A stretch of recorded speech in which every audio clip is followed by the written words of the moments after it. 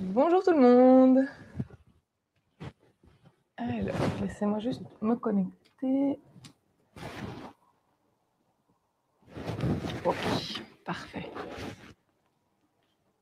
Est-ce que tout le monde me voit et m'entend? Même si juste 2 personnes répondent, c'est parfait. Super. Merci pour les confirmations. Nickel. Est-ce que juste avant, vous avez vu le PowerPoint défiler très vite juste en... Parfait, on entend. Oui, ok. Nickel. Donc, c'est que tout fonctionne. Hier, Livestore n'était pas très content, il ne voulait rien partager. Aujourd'hui, ça a l'air d'aller, donc c'est très bien. Parfait.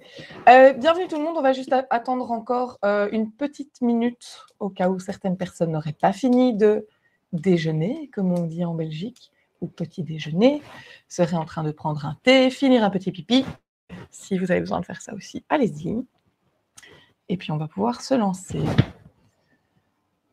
Pam.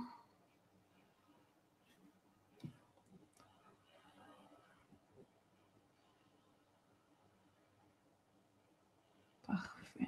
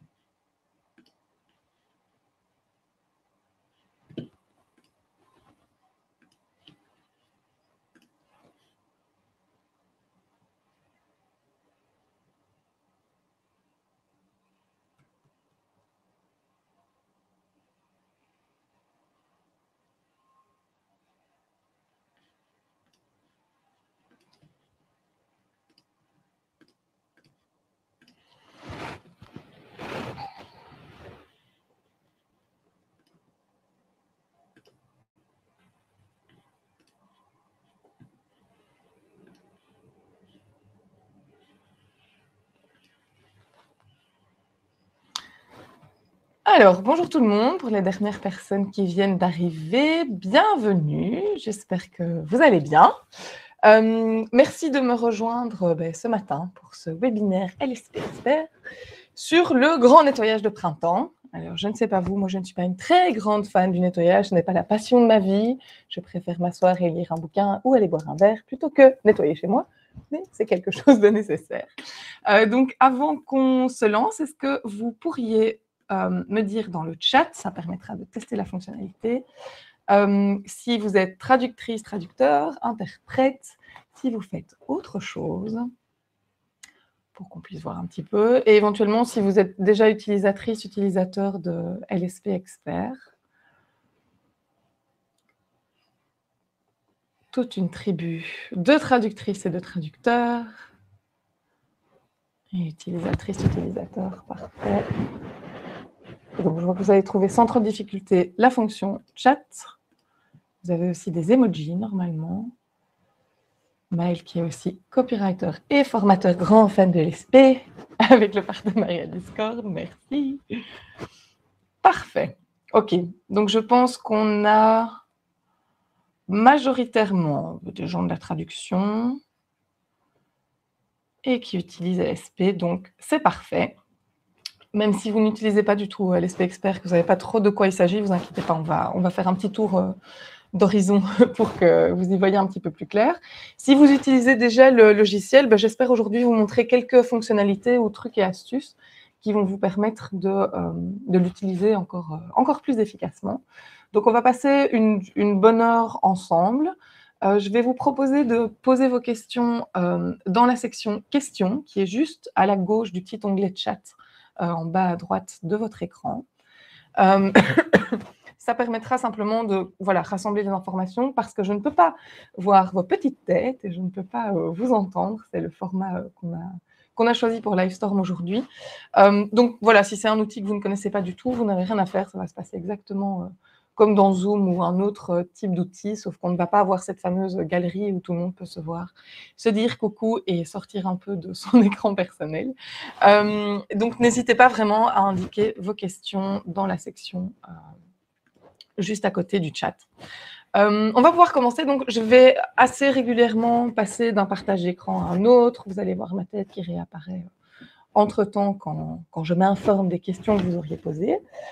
S'il y a un souci de connexion, de micro, de vidéo, n'hésitez pas à me le signaler. Vous avez tous normalement aussi mon adresse mail à travers l'invitation. Donc, n'hésitez pas à m'envoyer un mail si vous voyez que de ce côté-ci, ça bloque vraiment de manière problématique. On pourra relancer la réunion si nécessaire. Ça va ? Est-ce qu'avant qu'on commence, vous auriez déjà des questions ou des remarques ou peut-être envie de préciser vos attentes par rapport au webinaire d'aujourd'hui, à ce qu'on va découvrir, si vous êtes fan du nettoyage, ce genre de choses. Ok, ça ne bouge pas dans le chat, donc je me dis que techniquement, c'est tout bon pour tout le monde. Alors, je vais essayer de partager mon écran, on va voir tout de suite ce que ça donne. Je pense que... C'est toujours un peu le suspense, on ne sait jamais quel écran ça va être en premier. Peut-être celui-ci plutôt. Voilà. Normalement, vous voyez maintenant mon magnifique PowerPoint. Alors, comme je l'ai déjà dit, bienvenue à toutes et à tous. Et avant qu'on se lance dans ce fameux nettoyage de printemps, je vous propose simplement de faire un petit peu connaissance avec l'équipe de LSP Expert. Vous connaissez déjà probablement certains de ces membres à qui vous avez eu affaire à travers le chat. Si vous avez posé des questions, envoyez des mails à l'adresse hello@lsp.expert. Et ces deux fameuses personnes, eh bien, ce sont Caroline et Cédric, qui sont les co-créateurs et cofondateurs de LSP Expert. Caroline, qui est traductrice, qui était assez désespérée de ne pas trouver d'outils de gestion de projet de traduction à la hauteur et suffisamment simple d'utilisation, qui s'en plaignait suffisamment régulièrement pour que son mari, Cédric, programmeur, n'en puisse plus et décide de lui créer un outil à sa mesure, et donc à la mesure des traductrices et des traducteurs que nous sommes. Même s'ils ne connaissaient pas forcément grand-chose à cet univers, la combinaison en fait, des connaissances de Caroline de terrain et des connaissances techniques de Cédric a fait que on a créé l'outil que vous avez aujourd'hui dans les mains et que vous utilisez, j'espère, avec autant de plaisir que moi. Alors, à côté de ces deux personnes vraiment fondamentales pour l'équipe, on est deux autres, un peu plus en arrière, un peu plus en coulisses, avec des prénoms longs, des noms de famille compliqués, parce que tant qu'à faire, on est en Belgique, donc autant se faire plaisir. Et Valena Vermeersch, qui est notre consultante productivité et qui travaille vraiment sur le marketing avec sa collaboratrice Nicolas, qui travaille pour tout le côté anglophone. Et puis moi, Anne-Sophie Declercq, je suis traductrice aussi, et je m'occupe en général des webinaires et d'autres choses. Donc, vous avez peut-être eu affaire à moi pour une visite guidée de l'outil ou dans le cadre d'une rencontre sur un salon, dans une conférence ou ce genre de choses. C'est en général moi qui suis plus sur le terrain. Les autres préfèrent rester un petit peu en retrait. Voilà pour toute l'équipe de LSP Expert. Vous voyez qu'on n'est pas trop nombreux, mais en tout cas, c'est ce qui nous plaît. Donc, on a créé ensemble et continué à promouvoir et à développer un outil qui est fait pour nous et par nous. Et donc, voilà, on espère que vous en profitez, vous aussi. Bref, ça, c'était pour les présentations. Qu'est-ce qu'on va faire aujourd'hui ? Eh bien, on va faire un grand nettoyage de printemps, mais on va surtout se poser des questions sur pourquoi se lancer dans un grand nettoyage de printemps dans ses affaires, pourquoi le faire, mais surtout quand, parce que y a des questions de timing qui peuvent être assez importantes. On va voir aussi ce qu'on doit nettoyer exactement, ce qu'on doit désencombrer, où on doit aller faire un petit peu de ménage, un petit peu dépoussiérer tout ça. Et puis enfin, on va voir comment le faire, pas seulement sur le court terme, mais aussi plus sur le long terme. Et je vais vous montrer ça particulièrement à travers LSP Expert et certaines des fonctionnalités qui ne sont pas forcément les plus utilisées par vous. Voilà. Alors, toute première question, pourquoi un grand nettoyage de printemps ? Alors, c'est un petit peu à vous de savoir. Donc là, vous êtes là aujourd'hui probablement parce que vous sentez qu'il y a besoin un petit peu de déboussiérer certaines choses, de mettre les choses au net, de mettre les choses au clair. On va utiliser plein d'expressions différentes, mais l'idée, ça va être de faire place nette. Pourquoi on a besoin de faire ça ? Pour tout un tas de raisons, mais principalement parce qu'en tant qu'être humain, on a quand même besoin de clarté dans ce qu'on fait et dans notre environnement. Alors, si vous êtes comme moi et que vous portez des lunettes, vous avez l'habitude qu'elles deviennent très rapidement dégueulasses. On s'y habitue et puis il y a un jour où on se dit « Ah, il faut vraiment que je nettoie ces verres ». Si vous êtes quelqu'un qui les nettoie 50 fois par jour, très bien pour vous, je n'ai jamais le courage de le faire. Donc, il faut toujours le temps que ça s'encrasse un petit peu, que je me dise, tiens, c'est un peu fou ce truc. Et je me dis, OK, il faut que je les nettoie. Dans mon business, c'est un petit peu la même chose. Je laisse des choses s'accumuler, même si j'ai des systèmes de gestion qui fonctionnent plutôt bien. Et puis, il y a toujours un moment de l'année ou plusieurs moments de l'année où je me dis, OK, ça commence à être un petit peu le bordel. Il faudrait qu'on range un petit peu tout ça. Et donc, c'est là-dedans que je me lance. Alors, ça se fait au niveau de mon espace de travail. Alors, si vous êtes comme moi et la plupart de nos collègues, je pense, vous avez plutôt un espace de travail qui ressemble à celui de gauche sur votre écran, avec des choses qui se sont accumulées au fur et à mesure de vos projets, de vos rencontres avec les clients. Ce n'est pas obligé d'être autant en bordel et je pense que vous n'avez plus de CD-ROM à ce stade de l'évolution informatique. Mais voilà, des notes un peu partout, un endroit où on a son écran, où on a son clavier et on peut peut-être poser son PC et puis c'est à peu près tout. Mais on aspire parfois à avoir un espace un peu plus dégagé dans lequel on se sentirait plus sereine, plus serein pour travailler, parce qu'en fait, un espace qui est dégagé, ça permet d'avoir aussi le cerveau qui est un petit peu plus dégagé, de ne pas devoir chercher tout partout, tout le temps, être en stress quand on a perdu une facture. Ça permet aussi d'accueillir éventuellement des clients ou, comme c'est mon cas, de pouvoir organiser des webinaires, des rencontres en ligne. Je ne vous montre pas le reste de mon bureau qui me sert aussi d'endroit où je fais pendre mon linge, d'endroit où je pratique le yoga et de décours. Donc, il y a un peu de tout dans la pièce dans laquelle je me trouve, mais en tout cas, mon espace de bureau, j'essaie de le garder relativement dégagé. Et ce fameux grand nettoyage, ça me fait du bien assez régulièrement pour être sûr de ne pas oublier de documents, de ne pas oublier de missions et de ne rien perdre d'essentiel, comme par exemple une souris ou un pointeur qui peuvent être bien utiles pendant mes conférences. Donc ça, c'est vraiment pour l'aspect purement physique, mais il y a évidemment aussi l'aspect de la motivation. Au fur et à mesure de l'année, on commence tous avec, dans notre carrière, je veux dire globalement et en début d'année en général, avec une espèce de motivation qui semble inextinguible, où on se dit, OK, je peux tout faire, j'ai envie de tout faire, j'ai envie de travailler avec tel nouveau client, cette année je vais faire ci, je vais faire ça, etc., etc. On commence comme ce petit ballon très très content à gauche et au fur et à mesure des semaines, des mois, on se dégonfle petit à petit parce que la fatigue s'installe, parce que le stress s'accumule, parce qu'on a beaucoup de choses à penser. Je pense que la plupart d'entre vous, comme moi, sont indépendantes, indépendants. Et donc, en fait, on est les seuls et uniques responsables de nos activités. Si vous êtes à la tête d'une petite société de traduction, c'est pareil, vous ne pouvez pas forcément déléguer beaucoup de choses. Et on n'ose pas toujours le faire non plus dans nos métiers. Et donc, au fur et à mesure, voilà, la fatigue, la tension s'accumule et on se retrouve comme ce pauvre petit ballon qui a perdu son aiguille et qui se retrouve à moitié collé au sol. Donc, cette question de faire un grand nettoyage, c'est pas seulement physique, c'est aussi mental, c'est aussi faire le point sur ce qui nous motive, ce qui permet de continuer à faire avancer notre travail, notre passion, notre intérêt pour la traduction et pour l'interprétation et pour les autres branches de métiers dans lesquelles vous vous trouvez aussi. D'où l'intérêt pour moi de ce vraiment nettoyage et de ce désencombrement à la fois mental et vraiment concret. Alors, avant qu'on continue, je vais juste arrêter le partage et voir un petit peu de votre côté. Jenny était évidemment en retard, bienvenue Jenny. Si vous êtes aussi à ce stade de l'année, parfois un petit peu dans cet état d'esprit où on sort de l'hiver, on a été un petit peu fatigué, ça n'a pas toujours été facile. Alors là, je ne sais pas où ça en est chez vous, mais chez nous, il drache, comme on dit, il pleut, pas forcément très agréable. Pas toujours facile de retrouver la motivation et de se dire, OK, j'ai toute une deuxième partie de l'année qui m'attend, avec souvent des vacances pendant les grandes vacances, les congés d'été, mais pas forcément. Donc, je ne sais pas de votre côté si vous êtes à peu près à ce stade où vous vous dites, OK, c'est effectivement bien nécessaire de refaire le point, ou si vous laissez ça en général plutôt pour la fin de l'année. Donc ça, n'hésitez pas à le communiquer dans le chat. Je vais attendre quelques instants.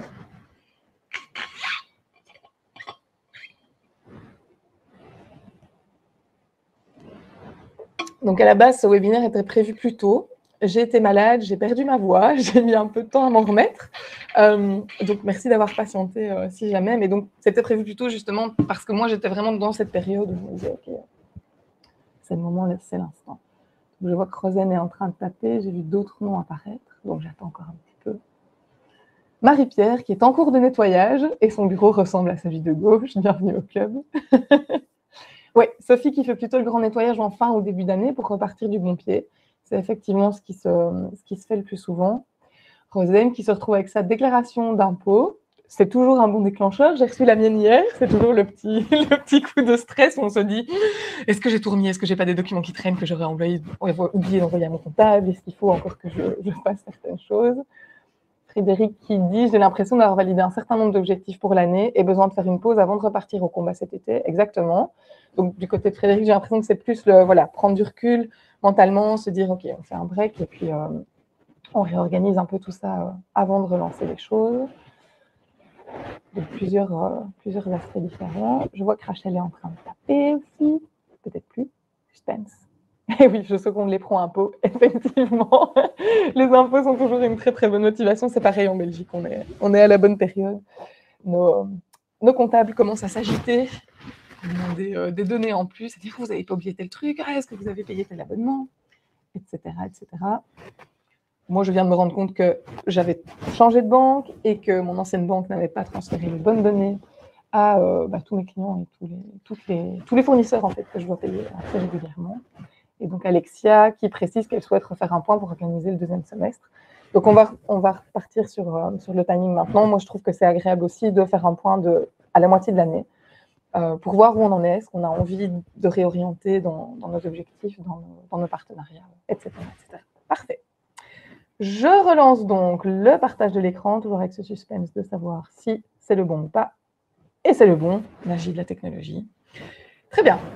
Donc, autre chose que je n'ai pas encore précisé maintenant. Alors, j'ai choisi cette image qui paraît un peu cucu, comme on dit très élégamment. C'est juste qu'on oublie souvent qu'en tant que traductrice, traducteur ou autre, on est en fait en contact constant avec des gens. On travaille avec des humains pour des humains. Et donc, c'est important aussi de faire le point là-dessus, sur nos relations avec les personnes pour lesquelles on travaille et avec lesquelles on travaille, pour pouvoir se concentrer sur, effectivement, la joie de collaborer avec quelqu'un, plutôt que d'avoir les pieds de plomb à chaque fois qu'on reçoit de nouveau un mail de ce client-là qui nous dit « j'ai besoin de ce truc-là pour hier », et de s'épuiser à chaque fois, à la fois en stress et puis aussi en malaise vraiment humain, purement de rapport avec la personne. Ça va ? Donc, j'avais juste envie de préciser ça parce qu'on a tendance à l'oublier pas mal. Donc, l'idée de ce grand nettoyage, c'est de se dire qu'en fait, on peut replanter des graines un petit peu différemment pour continuer à faire fleurir nos affaires et nos activités de la manière qui nous convient le mieux. Toujours, et ça c'est mon dada, et si vous avez déjà suivi un de mes webinaires, vous le savez, toujours avec vraiment cette emphase sur l'équilibre entre vie professionnelle et vie privée. On n'est pas que des professionnels, on est aussi des personnes, et on est avant tout des personnes, et donc si on ne prend pas soin de soi, on ne peut pas vraiment prendre soin de ses affaires, de ses activités, et être en bonne relation avec nos clients et nos partenaires. Donc je trouve que c'est particulièrement important de repenser à tout ça. Pardon. Alors, la fameuse question, quand?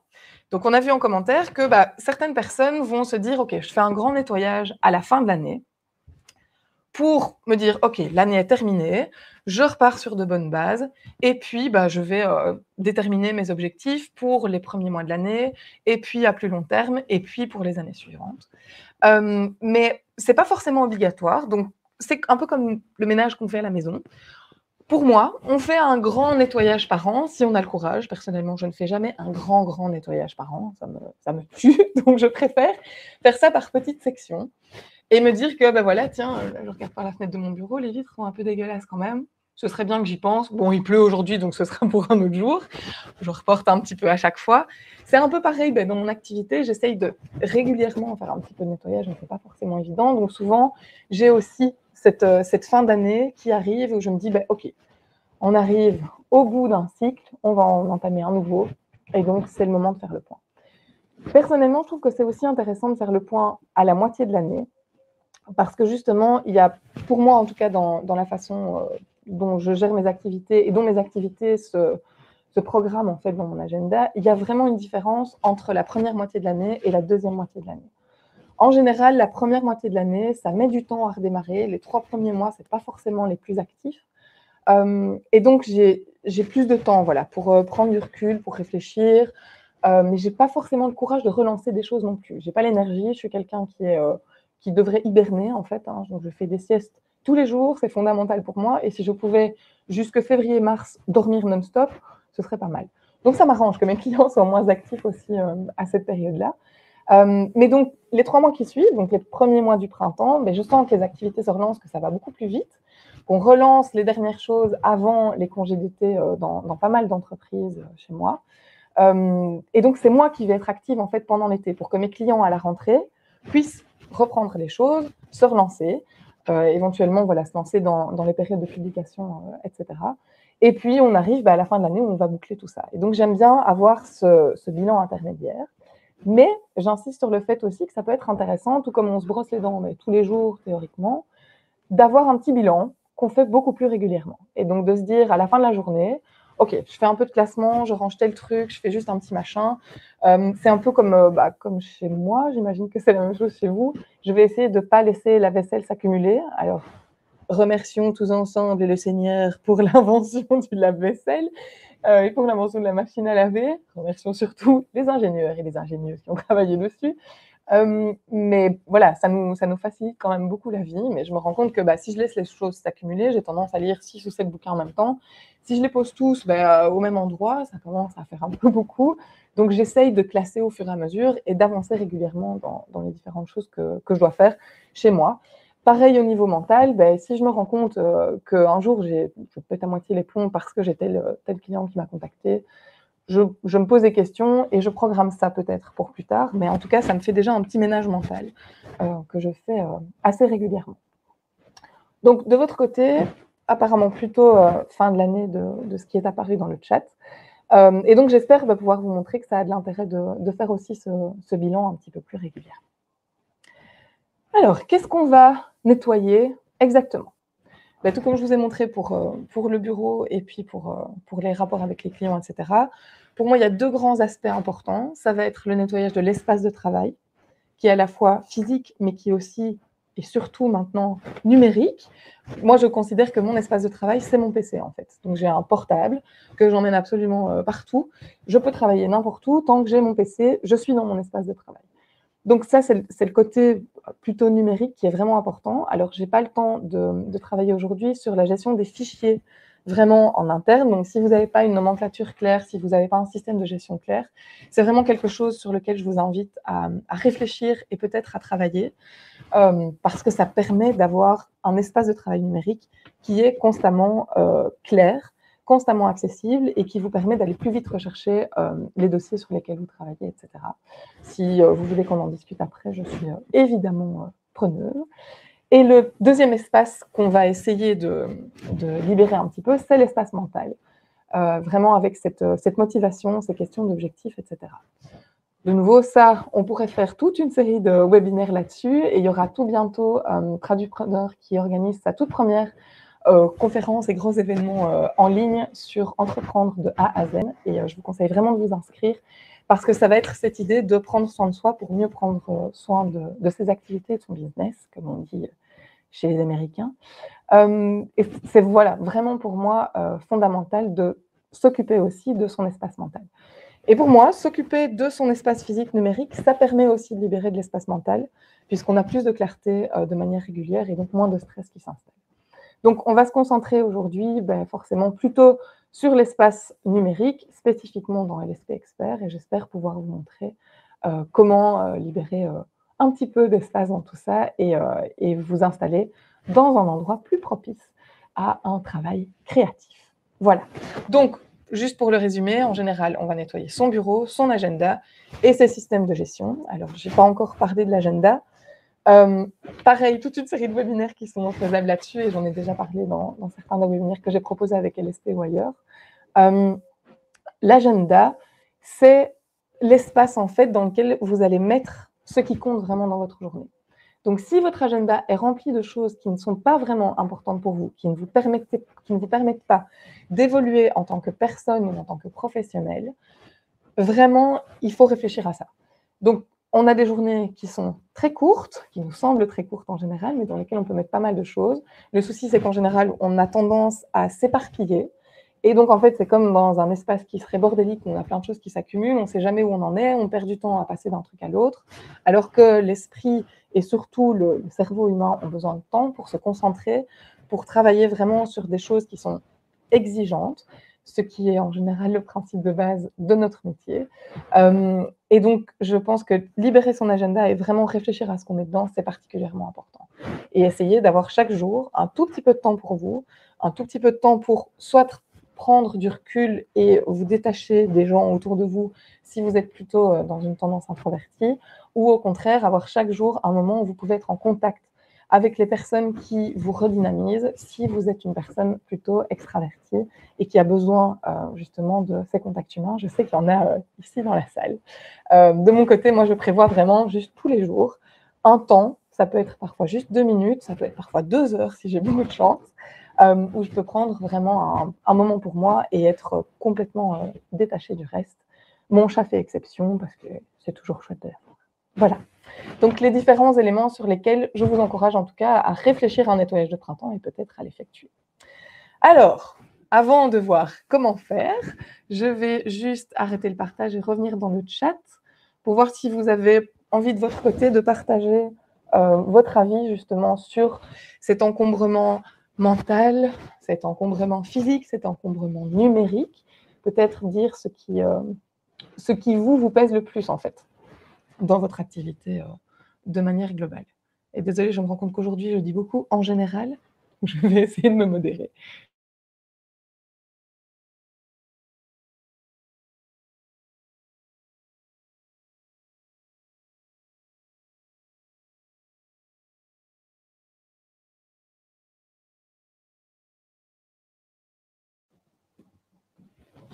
Donc, je vois Rachel et Alexia qui sont en train de taper.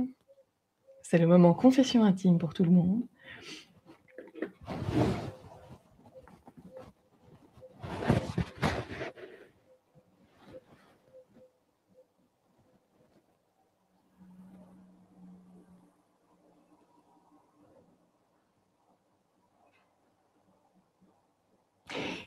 Alexia qui a du linge qui sèche dans son dos, les jouets sur son bureau, les papiers qui s'entassent.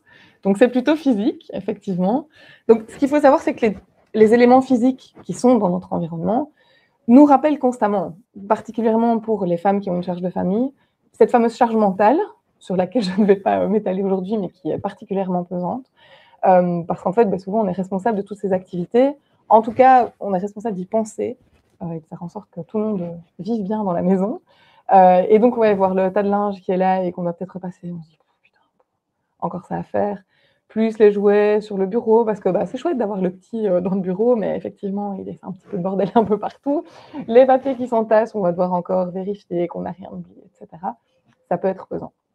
Et donc, j'insiste sur le fait que cet encombrement physique amène aussi un encombrement mental. Et je pense qu'il y a un bouquin qui est sorti il n'y a pas si longtemps là-dessus. Il faudrait que je retrouve le titre, mais j'ai le souvenir qu'il y a quelque chose qui est passé là-dessus sur genre Declutter Your Space and Declutter Your Mind, quelque chose dans le genre.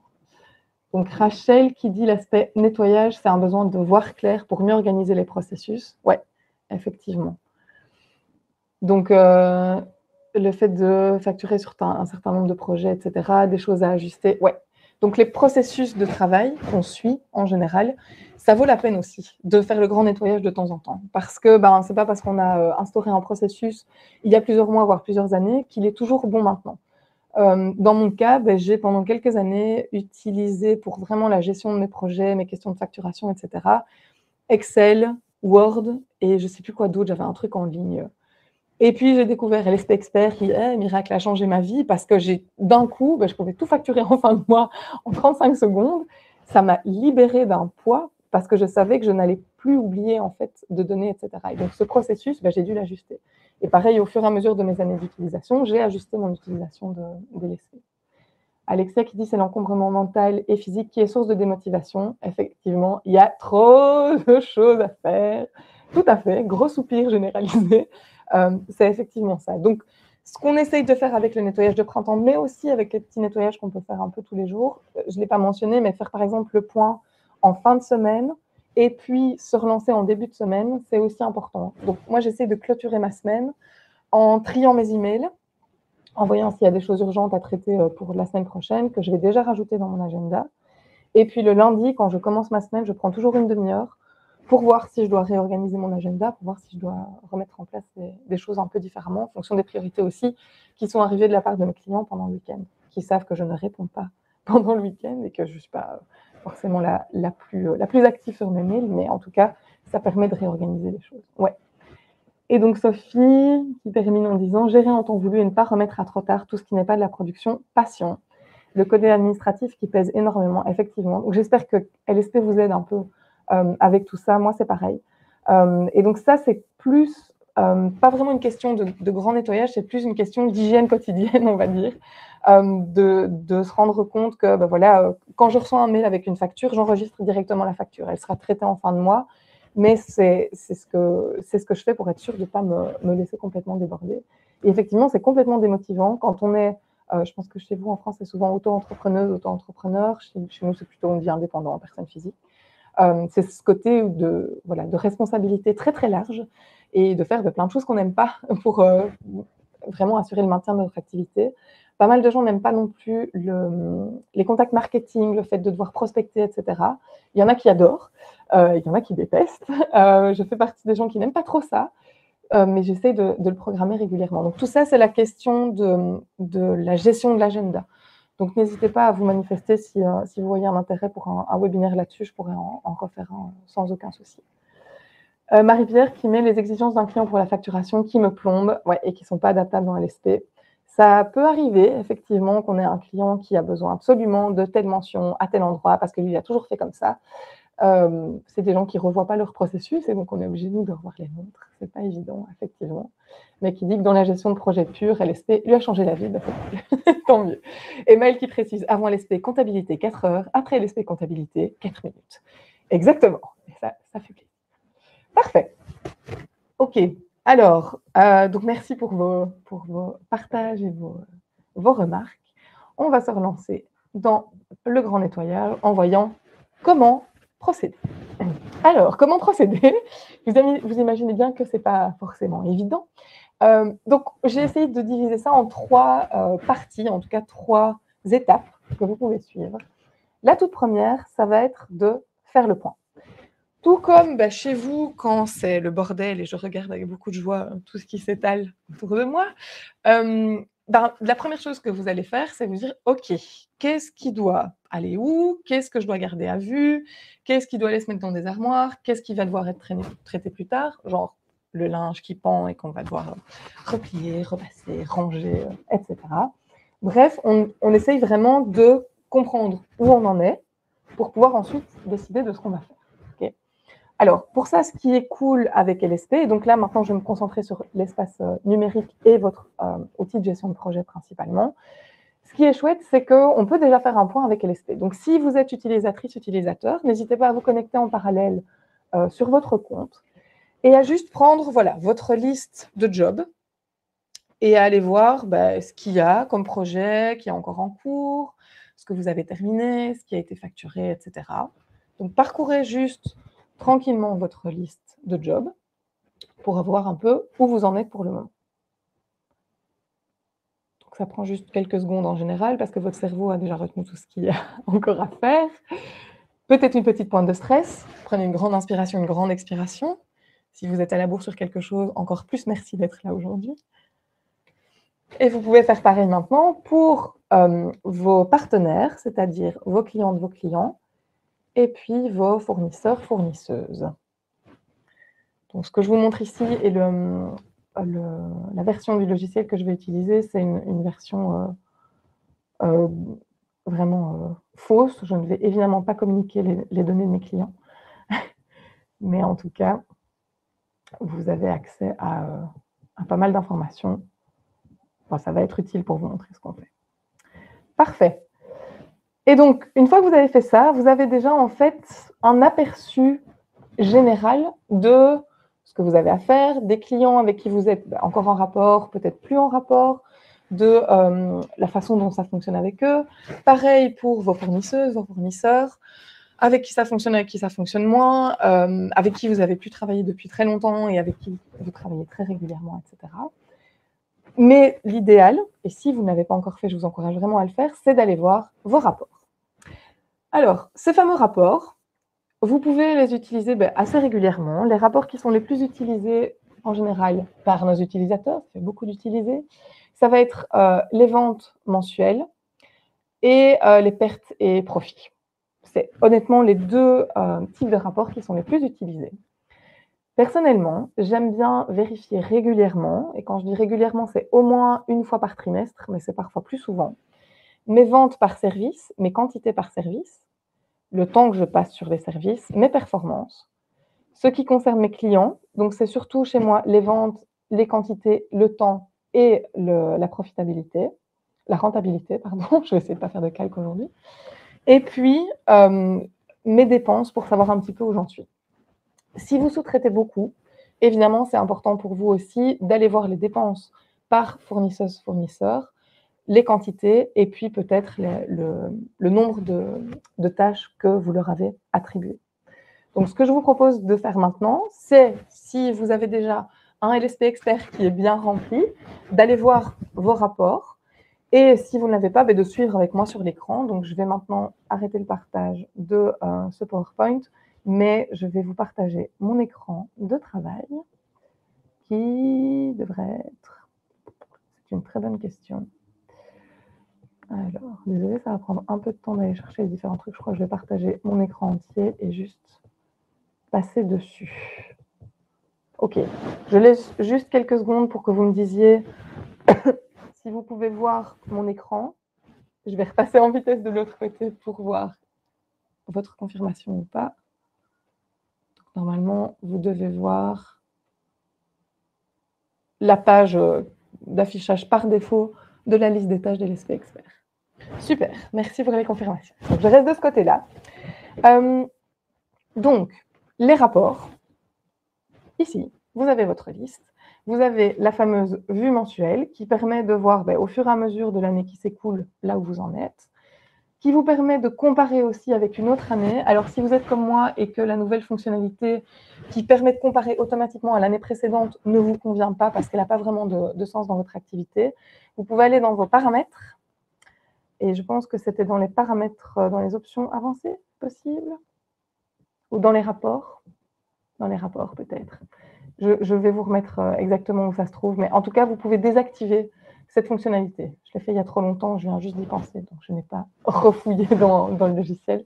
Et donc, vous pouvez désactiver ça si ce n'est pas intéressant pour vous. Donc, cette fameuse vue mensuelle qui vous permet de voir l'évolution de vos rentrées, le fameuse perte et profit qui vous permet de voir en fonction de ce qui rentre, mais aussi de ce que vous dépensez là où vous en êtes. Donc, par exemple, ici en mai, j'ai un gros investissement, mais je n'ai pas encore du tout de rentrée d'argent. En avril, je n'étais pas très bon, donc je suis juste à l'équilibre, mais ce ne sera pas assez pour me payer, etc. etc. Donc, ça, c'est intéressant à faire assez régulièrement si vous n'utilisez pas ces rapports.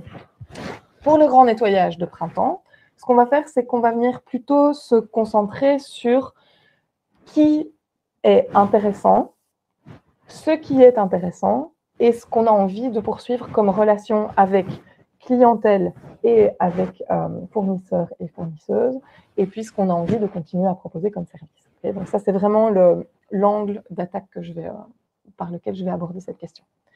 Donc, on va commencer par les chiffres par service. Si vous cliquez dessus, ou si vous regardez juste mon écran, vous allez voir que je propose différents types de services et qu'en fait, les plus importants, en tout cas ceux que j'ai proposés cette année, c'est service 1, traduction de l'espagnol vers le français, traduction de l'anglais vers le français, révision de l'anglais vers l'espagnol, traduction de l'anglais vers le français et un peu d'interprétation de l'anglais vers je ne sais plus quoi. Bref, ce qui est intéressant ici, c'est que le rapport va montrer directement quels chiffres on a fait sur tel et tel service. Donc, je sais que mon service numéro 1, c'est celui qui me rapporte le plus.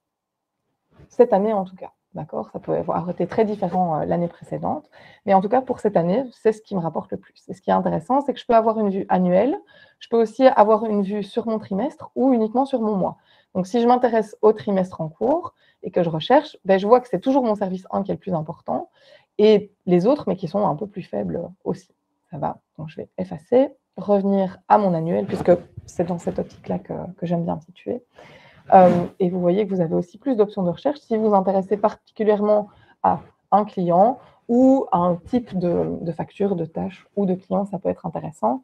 Et vous avez aussi le choix de voir si le revenu a été facturé ou non et de convertir dans votre devise de base, celle qui a été définie dans votre logiciel. Bref. Donc, ça, c'est intéressant pour voir en chiffre brut, en fait, se dire, OK, ça, c'est le service qui me rapporte le plus, ça, c'est le service qui me rapporte le moins. Est-ce que ça vaut la peine de continuer à le proposer? Okay. Ça, c'est juste en termes de nombre. Et vous voyez que vous avez des détails. Donc, au fil des mois, vous avez la ventilation de ce que ce service vous a rapporté. Donc, je vois par exemple que ici, mon service 1, c'est vraiment en janvier que j'ai fait tout mon chiffre. Ce n'est pas du tout un service qui me donne des rentrées régulières. Par contre, les autres, c'est beaucoup plus le cas. Ici, par exemple, pour mes traductions de l'espagnol vers le français, je vois que j'en ai assez régulièrement, en tout cas plusieurs fois par trimestre. Et donc, ça peut être intéressant de voir aussi cette ventilation pour organiser différemment son agenda. Donc ça, c'est le tout premier rapport, chiffre par service. Ça peut être intéressant aussi de voir les quantités par service. Alors, ce n'est pas réaliste du tout. Donc ici, j'ai un Spanish to French QA. Ce n'est pas du tout réaliste. Donc, on va se concentrer sur révision, traduction, etc. Ici, pour ma révision anglais vers français, je vois que j'ai un volume qui est relativement important. Plus de 50 000 mots, c'est quand même déjà pas trop mal. Pareil, un tout petit peu plus bas pour la traduction espagnol-français. Et puis, j'ai exactement la même chose pour ma traduction espagnol-anglais et ma révision espagnol-français. Donc, c'est important aussi de voir ces volumes et comment ils sont ventilés dans l'année. Si vous préférez ne pas le faire avec les chiffres, vous pouvez voir ici qu'en fait, c'est des volumes qui varient très, très fort. De nouveau, avec des périodes qui ne sont pas forcément les périodes de facturation, qui nous permettent d'enregistrer ces quantités-là et ces volumes. Alors, il ne faut évidemment pas s'arrêter à ces chiffres et à ces quantités. Vous voyez aussi un petit peu le temps que vous passez sur ces services. Donc, pour la traduction espagnole vers français, j'ai travaillé 1 millier d'heures dessus. C'est à peu près pareil pour les autres. Et puis pour ici, c'est beaucoup, beaucoup moins. Pareil, vous avez la ventilation en dessous. Et le temps que vous passez, ce n'est pas suffisant non plus. Essayez aussi de faire le point sur le plaisir que vous avez pris à travailler sur ces projets. Pour moi, c'est essentiel quand on travaille sur des choses qu'on déteste, surtout si on a passé des dizaines d'heures dessus. C'est l'enfer. Ça crée une carrière qui est absolument atroce dans laquelle on n'a pas envie de rester. J'espère que si vous êtes là aujourd'hui, c'est parce que vous avez envie de poursuivre votre carrière et que vous allez vous orienter petit à petit sur ce qui vous intéresse le plus dans un bon équilibre avec la quantité aussi, ce que vous rapportent vos services et puis les rapports avec vos clients. La dernière chose, ce sont les performances qui vont vous permettre de savoir si vous utilisez le suivi du temps sur LSP, ce que je vous conseille fortement de faire, de savoir combien de temps, combien vous gagnez sur une heure de travail pour tel et tel service. Donc, pour ce que vous traitez, en fait. Donc, ici, pour ma révision anglais vers français, je sais que je suis capable de traiter en moyenne 2000 mots par heure. Ça permet d'organiser son agenda un peu différemment. Pareil ici, traduction anglais-français, je traite un peu plus de 400 mots par heure. Si vous faites partie de ces gens qui traitent 2000, félicitations. Ce ne sera jamais mon cas, ce n'est même pas réaliste pour moi. En général, je suis autour de 250. Donc, je sais qu'il faut que je sois plus rentable sur une heure. Donc, il faut que je me fasse payer un peu plus cher. Ça permet aussi d'équilibrer en fait vos tarifs et de voir quand il va être temps de les réviser. Okay.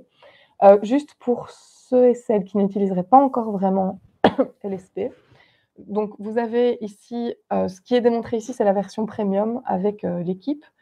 Donc, j'ai mon projet, ma tâche ici, toutes les données sur la tâche, et j'ai au bout une petite horloge sur laquelle je peux cliquer. Et vous voyez que automatiquement, s'affiche « Arrêtez de calculer mon temps pour cette tâche ». Vous avez aussi un petit point rouge qui s'est affiché ici au-dessus, qui vous permet d'enregistrer en fait le temps que vous passez sur une tâche. Ça permet ensuite au logiciel, une fois que la tâche est terminée, de calculer le temps que vous avez passé pour un certain volume d'unités. Donc, ça peut être le temps que vous avez passé sur 35 000 mots, ça peut être le temps que vous avez passé sur 35 pages, peu importe ce que c'est. Quand vous avez terminé, vous cliquez juste ici. Et puis, vous allez voir qu'en fonction des jobs, je vais essayer de passer... Voilà, celui-là, par exemple, j'ai mis que j'allais passer 986 heures, ça fait peut-être beaucoup. On va voir, mais en tout cas, donc ici, je n'ai pas encore ma rentabilité parce que je l'ai sous-traité. Pardon. Donc, vous allez avoir au sein du job une information qui vous dit que vous avez gagné autant par heure. Quand vous cliquez dessus, on va voir pour le job test ici, que j'ai externalisé aussi, donc c'est un petit peu différent. Bref, vous allez devoir me croire. Quand vous avez votre projet ici, vous allez avoir ici un calcul vraiment de votre rentabilité ici, qui n'est pas disponible parce que je n'ai pas marqué comme terminé facturé et puis surtout que je n'ai pas calculé beaucoup de temps. Pour la gestion des temps, si vous ne le faites pas dans la liste des tâches, vous pouvez retourner dans votre détail de tâches et ajouter ici manuellement un enregistrement ou démarrer l'enregistrement par ici. Voilà, ça c'est la base pour les rapports sur les services. Ça vous permet de faire le point sur ce dans quoi vous êtes efficace, ce que vous aimez faire, ce qui intéresse vraiment vos clients. En parlant des clients et des clientes, on va maintenant observer les chiffres pour votre clientèle, les quantités, les tâches peut-être aussi, le temps que vous avez enregistré et surtout votre rentabilité pour les différentes personnes qui composent votre clientèle. Donc, les chiffres par client, je vous invite maintenant à cliquer si vous avez un LSP Expert qui est suffisamment alimenté. Je vois moi ici qu'en fait, c'est mes clients numéro 3, 6 et 1 qui m'ont rapporté le plus gros chiffre d'affaires pour cette année, au stade où on en est pour le moment. Mes clients 5 et 2 m'ont rapporté un tout petit peu, mais ça peut être intéressant parce que c'est peut-être des nouveaux clients, etc. Donc, il n'y a rien d'absolu. Ça va, c'est à vous de savoir dans votre activité qui sont ces clients. Est-ce que ce sont de nouveaux contrats? Est-ce que c'est des choses qui vont se développer? Est-ce que ce sont juste des petits contrats ponctuels que vous aimez venir ajouter? J'aime bien l'image du pain à la mozzarella, où on prend une baguette, on va couper des tranches. La base de votre business, de votre activité, c'est cette fameuse baguette avec quelques gros clients. Et puis dans les tranches, vous venez intercaler des tranches de mozzarella qui sont absolument délicieuses, qui rendent tout un peu meilleur, qui sont les clients qui vous font plaisir et que vous venez ajouter au fur et à mesure de l'année. Donc voilà pour le rapport, avec de nouveau les détails, si vous en avez besoin. Donc, si vous travaillez avec des devises différentes, vous n'avez dans le rapport que votre devise par défaut et vous pouvez modifier dans le filtre, comme toujours, pour aller chercher des devises différentes et vous pouvez en sélectionner plusieurs, ce qui va vous permettre d'avoir un affichage un petit peu différent. Ça va ? On va descendre sur les quantités par cliente et par client cette fois-ci. Et ici, je vois que vraiment très clairement, c'est mon client numéro 1 qui m'a apporté le plus de travail. Client numéro 3, déjà un gros volume aussi. Et puis client 5, 4 et autre cliente, un peu différent, beaucoup moins. Mais peut-être que de nouveau, ce sont des choses qui sont en cours de travail. De nouveau, les détails qui peuvent être intéressants parce que je vois ici, par exemple, que moi, c'est sur février que j'ai eu vraiment le plus gros volume avec mon client numéro 1. Mais pourquoi pas, ça peut être intéressant de voir ce qu'il a apporté d'autre. Et vous voyez que vous avez, si vous utilisez des unités différentes, vous allez voir ici les mots, les heures, les pages, en fonction de ce que vous avez défini, vous, comme unité. Donc, ça vous permet aussi de voir si, en général, c'est un client qui vous demande de facturer au mot, si c'est un client qui vous demande de facturer au projet, à l'heure, à la ligne, etc. Les tâches par client, ça, pour moi, c'est le moins intéressant parce que c'est juste le nombre de tâches, mais pour moi, le nombre de tâches n'est pas représentatif ni du volume, ni du revenu, ni de la qualité de la relation avec mon client en général. J'ai eu des clients pendant des années qui me donnaient 140 tâches par an, vraiment très, très petites, et qui ne me rapportaient pas forcément grand-chose. Et puis, des clients maintenant qui m'apportent juste 2 projets par an, mais qui font pratiquement mon chiffre d'affaires. Donc, je trouve que le nombre n'est pas forcément intéressant, mais peut-être que dans votre façon de fonctionner, c'est quelque chose qui a beaucoup de valeur. Le temps enregistré par client, savoir aussi combien de temps vous avez passé sur les projets de qui. Donc ici, c'est particulièrement énorme et pas du tout représentatif parce que c'est un faux compte, donc c'est difficile de le gérer d'une manière qui soit assez réaliste. Mais donc, vous allez, vous, dans votre ventilation, avoir probablement une ventilation d'heures qui est plus intéressante. Ça vous permet, si vous savez combien d'heures vous travaillez, d'heures facturées vous travaillez sur une semaine, de pouvoir voir combien de parties de votre agenda vous avez consacré à ce client. Et donc, de pouvoir faire des pourcentages qui peuvent être intéressants. Dans mon cas, je considère que je travaille 25 heures facturées par semaine. Le reste, ça va être de la gestion, de la prospection, des rapports clients, etc. Donc, si j'ai un client où je vois que par semaine, il m'a occupé 20 heures par semaine, ça fait vraiment beaucoup. Ça voudrait dire que de base, dans un agenda qui n'est pas rechargé et qui est confortable pour moi, j'ai 5 heures seulement pour d'autres clients, ce qui n'est pas forcément idéal, comme on l'a vu en temps de crise, forcément. Si on perd certains clients, si je perds ce gros client-là, ben, bam, j'ai 20 heures qui se libèrent sur ma semaine, j'ai surtout 20 heures de revenus en moins sur ma semaine. Donc, ça peut être intéressant de réfléchir aussi dans ces termes-là. Et puis, votre rentabilité par client. Ici, malheureusement, je n'ai pas de données, mais je pourrais voir, et vous pouvez chaque fois voir, je ne l'ai pas précisé, mais que vous avez la petite grille d'informations ici, donc qui vous précise chaque fois à quoi sert le rapport. Parce que moi, quand j'ai commencé à les utiliser, j'étais un peu perdue, donc je me lançais dans un rapport, je commençais à lire, puis je ne savais plus ce que ça indiquait du tout. Donc ici, la rentabilité, ben, c'est mois par mois, ce que vous rapporte une heure payée par ce client. Et donc, c'est pour les tâches facturées et terminées sur lesquelles vous avez utilisé évidemment le suivi du temps, d'où l'importance d'utiliser cette fonctionnalité-là. Donc ça, c'est pour les clients. Et de nouveau, comme pour les services, ce n'est pas juste les chiffres qui ont de l'importance, c'est aussi votre joie à vous de travailler avec ces personnes ou pour ces personnes. Est-ce que vous avez suffisamment de valeurs en commun? Est-ce que vous êtes suffisamment considéré dans votre statut de professionnel? Est-ce que vous avez des échanges cordiaux avec cette personne ou pas? J'ai des clients que j'ai refusés parce que je sentais que ça n'allait pas passer du tout. Je travaille très mal dans l'urgence, donc quelqu'un qui me contacte en me disant « oui, on a besoin pour hier, on n'a trouvé personne, faites ça ce week-end », moi, c'est hors de question. Je ne travaille pas le week-end, à partir de 19h, c'est impossible de me contacter.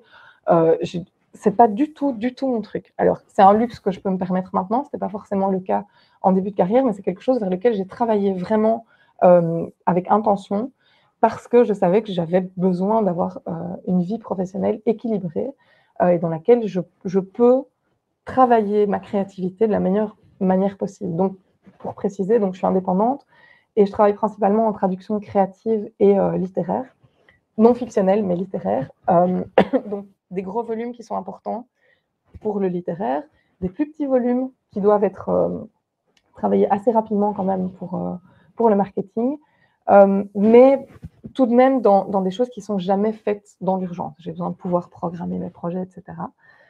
Et surtout, j'ai la chance d'avoir des clients qui se sont laissés éduquer et donc qui ont appris que le processus de traduction prenait du temps, que j'avais besoin de recul pour pouvoir produire des textes à la hauteur de leurs attentes et aussi de mes attentes. J'ai aussi sélectionné des clients qui correspondent à mes valeurs. J'ai la chance de pouvoir le faire. Je ne crois pas trop au capitalisme, à la compétition, à la concurrence. Je ne crois pas trop aux grosses industries pharmaceutiques. Donc, j'évite ces domaines-là. J'évite aussi les domaines dans lesquels je ne suis pas très bonne. Donc, ça, on revient sur les services. Je sais que tout ce qui est juridique et purement technique, c'est très, très, très compliqué pour moi. Je n'ai pas de plaisir à faire ce genre de travail. Et je ne produis pas un résultat qui, pour moi, est suffisamment qualitatif. Donc, c'est des choses que je laisse vraiment de côté. Ce qui est intéressant, c'est que, au fur et à mesure des années, j'ai créé un réseau de collègues qui est suffisant pour pouvoir recommander, en fait, des collègues qui prendront, elles et eux, peut-être beaucoup plus de plaisir que moi à travailler sur ce genre de projet. Donc, ce fameux réseau dont on nous rebat les oreilles tout le temps en disant « oui, il faut créer des réseaux », ce n'est pas juste avec les clients potentiels, c'est aussi avec des collègues qui vont pouvoir soutenir en fait votre activité et dont vous allez pouvoir soutenir l'activité. C'était mon petit moment collaboration Bisounours. Bref. Donc, on va maintenant passer aux dépenses par fournisseur. Si vous êtes dans une version de l'ESP qui ne vous permet pas de sous-traiter, forcément, vous n'allez pas avoir d'informations pour cette section. Vous n'avez pas pu introduire de données de toute façon pour ça. Donc, on va passer un peu plus rapidement dessus peut-être. Donc, simplement vos dépenses par fournisseur. Ici, vous voyez que j'ai mon supplier number 1, j'ai Maria Gonzalez et j'ai mon supplier number 2, qui sont mes trois fournisseurs et fournisseuses les plus importants pour ce début d'année, avec particulièrement mon supplier number 1 qui a pris une bonne partie de mon chiffre, on peut le dire. De nouveau avec la ventilation en dessous, qui vous permet de voir à quel moment de l'année ça a été fait. Ici, tout s'est fait en mai, un tout petit peu en mars avec mon premier fournisseur, mais c'est à peu près tout. Donc pareil, intéressant de voir quand vous avez besoin de faire appel à ces différentes personnes. De nouveau, vous pouvez comparer à une autre année. Ça peut être intéressant pour voir si votre relation avec une cliente, un client, une fournisseuse, un fournisseur évolue. C'est quelque chose qu'on fait souvent, effectivement, plus en milieu d'année ou en fin d'année, plutôt que de manière régulière de semaine à semaine. Si on vient évaluer les quantités par fournisseur ou fournisseuse, c'est pareil. Ici, vous voyez apparaître Translator. J'ai probablement pas mis de chiffre de paiement en euros, quoi que ce soit. Donc, c'est pour ça qu'il apparaît en tout premier, ce qui n'est pas réaliste. Mais donc, si on voit mon supply number one, il a traité pour moi 32 200 mots, alors que Maria, pour le moment, n'a traité que 3 000 mots. Donc, c'est pas forcément beaucoup. Il y a en tout cas un gros écart entre les deux. Ça va vous permettre de vous poser des questions sur à qui je fais appel le plus spontanément. Ça montre peut-être que vous faites plus confiance à certaines personnes. Ça montre peut-être aussi que simplement, c'est des personnes qui ont des tarifs qui correspondent plus aux tarifs que vous demandez à vos clients et qui vous permettent de faire quand même une marge suffisamment confortable pour pouvoir assurer la gestion des dossiers, le traitement des questions de qualité, les révisions éventuellement, etc., si c'est dans votre langue. Donc, intéressant aussi de voir ce rapport sur les quantités par fournisseur. Et enfin, les tâches par fournisseur, de nouveau, pour moi, pas forcément intéressant, mais peut-être que pour vous, c'est important pour vérifier dans votre facturation à différents stades de l'année qu'il y a bien 8 tâches qui ont été facturées à Supplier Number One, qu'il y en a bien juste une ou 0 ou 3 ou 45 qui ont été facturées à d'autres personnes. Donc, ça peut être utile de votre côté, de nouveau, avec la ventilation qui correspond évidemment aux périodes de paiement. Voilà pour les rapports. Et si vous avez besoin de rééquilibrer votre budget, ce qui fait aussi pour moi partie du nettoyage, mais qui ferait aussi l'objet d'un grand webinaire, même sur plusieurs jours, vous pouvez aller voir vos dépenses avec le rapport qui va vous montrer combien vous avez dépensé en quoi. Donc moi, je sais qu'en sous-traitance, j'ai dépensé beaucoup plus que dans d'autres postes. Mes dépenses habituelles, on va dire que c'est l'électricité, le gaz, ce genre de choses. Peut-être la location de l'immeuble dans lequel vous travaillez, ce genre de poste. Et puis j'ai mon bureau, j'ai peut-être acheté une nouvelle chaise de bureau, quelque chose comme ça. Un budget marketing, 23 €, oui, j'ai refait des cartes de visite. Voilà, donc c'est tout ce que j'ai dépensé pour l'année dans mon marketing. Ça va. Et donc ça, n'oubliez pas que dans votre section comptabilité, vous n'avez pas que vos factures et vos bons de commande, vous avez aussi vos dépenses avec des étiquettes que vous pouvez attacher. On va revenir dans pas très longtemps sur les étiquettes. Voilà. Je pense que c'est tout pour les rapports. Donc, je vais revenir. Hop, je vais arrêter de partager l'écran pour voir si vous avez des questions. Hop. Ouais, donc supprimer la comparaison quand elle est active pour effectivement supprimer la comparaison dans les rapports. Merci Sophie. Fonction avancée, section rapport en bas, activer la comparaison ou désactiver par défaut. Merci. Je me perds moi-même. Heureusement que vous êtes là pour retrouver le chemin. Super. Alors, je vois que j'ai une question. Je vais aller la consulter. Donc, comment configurer les rapports pour qu'ils affichent les montants gagnés en fonction de la date de paiement de la facture? OK. Alors, pour ça, donc dans vos rapports, si on prend par exemple vue mensuelle, vous pouvez choisir uniquement pour le moment la période, donc l'année, le trimestre ou le mois. On est en train de travailler en coulisses pour que vous puissiez sélectionner en fait juste une période plus précise. Ce que vous pouvez faire pour le moment, c'est que, je vais peut-être repartager mon écran pour que vous voyez ce qu'il en est. Bim. Autorisé. Très bien. Donc, quand vous êtes ici, je suis dans le rapport mensuel. Vous voyez que vous avez en fait dans les recherches, vous pouvez inclure les tâches marquées comme en attente, ce qui n'est pas forcément intéressant.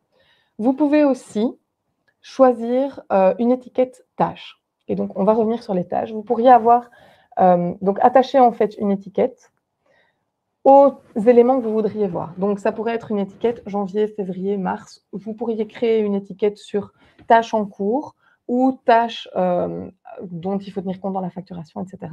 Et vous créez un filtre que vous allez réutiliser. Je vais revenir presque immédiatement là-dessus aussi. Donc, pour le moment, il n'y a pas de possibilité de sélectionner... Pardon, j'arrête le partage. Il n'y a pas de possibilité de choisir une date de paiement de facture. On travaille dessus. On espère que ça va pouvoir se faire assez rapidement. Mais donc, pour le moment, vous pourriez, vous, créer un système d'étiquette ou de label, on appelle ça aussi, qui vous permettrait de sélectionner la vue uniquement sur cette tâche-là. Voilà, Alexia, j'espère que ça répond à ta question pour le moment. Désolée de ne pas avoir une solution toute faite. Ça demande un petit peu plus de travail de ton côté. OK, donc, est-ce qu'il y a des réactions, d'autres questions? Je regarde le truc dans le chat. OK, merci, super. Cool. Parfait. Donc, je vais repartager mon écran pour qu'on continue la progression dans cet incroyable PowerPoint. Donc là, on vient de faire le point, en fait, sur ce qui nous a rapporté, sur les rapports qu'on a avec nos clients, sur les rapports qu'on a avec les fournisseurs, etc., etc. Toutes ces données-là, ça nous permet vraiment d'évaluer. Alors, évaluer quoi? Évaluer là où on en est, là où on a envie d'arriver. Donc, si vous avez revérifié votre chiffre d'affaires et que vous dites « Ouloulou, c'est pas possible, je vais pas pouvoir payer la maison cette année », il est temps de repédaler un petit peu et de repasser une vitesse pour se dire qu'on va avoir un objectif chiffré un petit peu plus haut. Si au terme voilà, de votre premier bilan, vous dites « Ok, je travaille que avec des gens qui sont déprimants, ça ne m'intéresse pas du tout », il est temps de revoir probablement vos périodes de prospection, etc., etc. Ça va? Donc, j'aimais bien cette image parce qu'il y avait « sucking, not sucking, the past and the future ». J'aime bien l'idée qu'on voit que même avec l'évolution, on peut continuer à avoir des trucs un peu pourris et puis que ça remonte au fur et à mesure. En tout cas, on a des activités qui sont généralement très fluctuantes, d'où l'intérêt de faire ce grand nettoyage, pas juste au printemps, pas juste à la fin de l'année, mais de le faire un peu plus régulièrement. Alors, si on avait une baguette magique, en fait, on aurait des jobs parfaits tout le temps, que des tâches qui sont merveilleuses, donc des activités qui nous passionnent, qu'on adore, des services dans lesquels on se sent à l'aise, qu'on peut fournir avec beaucoup de professionnalisme et dans lesquels on est toujours très bonne, très bon. Si vous avez le syndrome de l'imposteur, c'est assez compliqué à gérer, mais en tout cas, imaginez-vous un monde idéal dans lequel vous seriez constamment satisfait des résultats de vos productions et vous ne vous retrouveriez pas avec un livre publié en ouvrant la page 42, en trouvant une erreur. Coucou, c'est mon cas. Des tâches aussi qui arrivent en volume suffisamment constant pour vous permettre d'avoir des années équilibrées, et puis des tâches qui vous permettent de générer suffisamment de revenus pour pouvoir vivre tout simplement, vivre peut-être confortablement, vivre peut-être dans le luxe, chacun son niveau de vie. Donc ça, en fonction aussi de la manière dont vous fonctionnez, c'est important d'en tenir compte. Et de nouveau, c'est toute une réflexion parallèle à avoir autour de ça. Donc, à la conjonction de tous ces paramètres-là, on aurait les meilleures tâches du monde, les meilleures missions, les meilleurs jobs, les meilleures activités. Ce serait fantastique, mais ce n'est pas le cas. Et donc, on sait que le monde est imparfait, on sait que nos jobs sont imparfaits, on sait qu'on est imparfait aussi, et c'est très bien comme ça. On apprend à faire avec. Tous les gens autour de nous ont appris à le faire, donc je ne vois pas pourquoi on ne s'en sortirait pas. Pareil pour nos boulots, personne n'est parfait non-stop dans son boulot. Donc, n'essayez pas de l'être. Ça va, la perfection, ça n'existe pas. C'est impossible à atteindre puisque c'est par essence quelque chose qui n'existe pas. Donc, ce n'est pas ce qu'on va viser. Ce qu'on va essayer de viser, c'est, pour moi en tout cas, ce qui nous permet tous les jours d'allumer notre PC en nous disant « chouette, une journée supplémentaire ». Et d'arriver à la veille d'une période de vacances en se disant « super, j'ai fait ce que j'avais à faire, j'ai bien profité de ce trimestre, parfait, je peux partir, me mettre les doigts de pied en éventail quelque part, ça peut être sur une plage, ça peut être sur une banquise, peu importe où ça vous tente. Et en tout cas, vraiment vous reposer avec ce sentiment du devoir accompli. J'aime pas forcément cette expression parce qu'il y a devoir dedans, mais en tout cas, d'avoir accompli quelque chose et d'être vraiment dans une position qui vous permet de dire « Ok, j'ai fait mon job, je le reprends quand je reviens avec beaucoup de plaisir. Et là, je profite d'une pause complète. » Okay. Alors, pour ça, j'aimerais juste vous proposer, je regarde par rapport au timing, ouais. Vous pouvez le faire maintenant si vous êtes directement inspiré. Sinon, prenez quelques minutes pour le faire tout à l'heure ou demain. Juste un exercice de réflexion sur la base de ce tableau. Donc, si vous considérez les services que vous proposez, est-ce que vous pourriez remplir ce tableau avec le service qui vous procure le plus de plaisir, le service dans lequel vous vous sentez le plus à l'aise, le service qui vous donne le plus de volume ou de régularité dans le travail. Ça, les rapports dans LSP peuvent vraiment vous aider. Et pareil pour le service qui vous rapporte le plus. N'hésitez pas à utiliser les rapports. Le fait d'être bon dans une tâche, ça peut apparaître aussi dans les rapports simplement parce que vous mettez moins de temps, peut-être, vous traitez plus de volume ou bien vous passez un temps un peu moins important sur votre tâche. Pareil pour vos clientes et vos clients. Qui est la personne avec qui vous adorez travailler? Vous recevez un mail de cette personne. C'est la joie totale, c'est la félicité. Vous avez envie de tout abandonner pour juste travailler sur ces projets-là. Ou vous avez envie de lui donner un petit coup de fil et de discuter pour savoir comment elle va.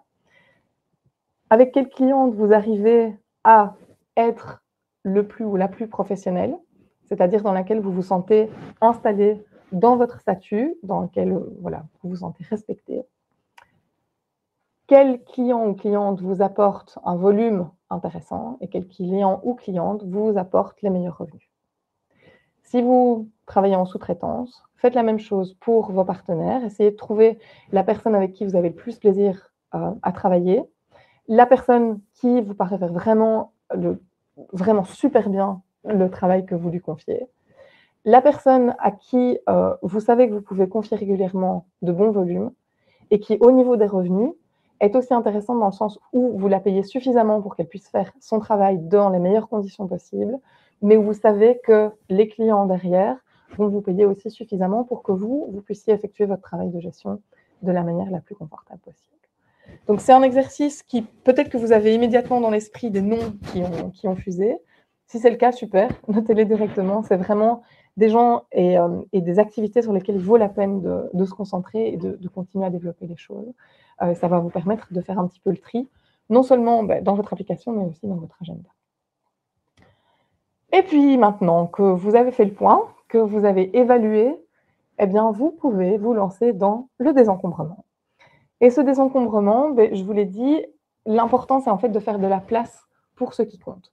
Et ce qui compte pour vous n'est pas forcément ce qui compte pour moi, n'est pas forcément ce qui compte pour le ou la collègue avec qui vous travaillez le plus, n'est pas surtout ce qui compte pour la société ou voilà, pour le secteur dans lequel on se trouve.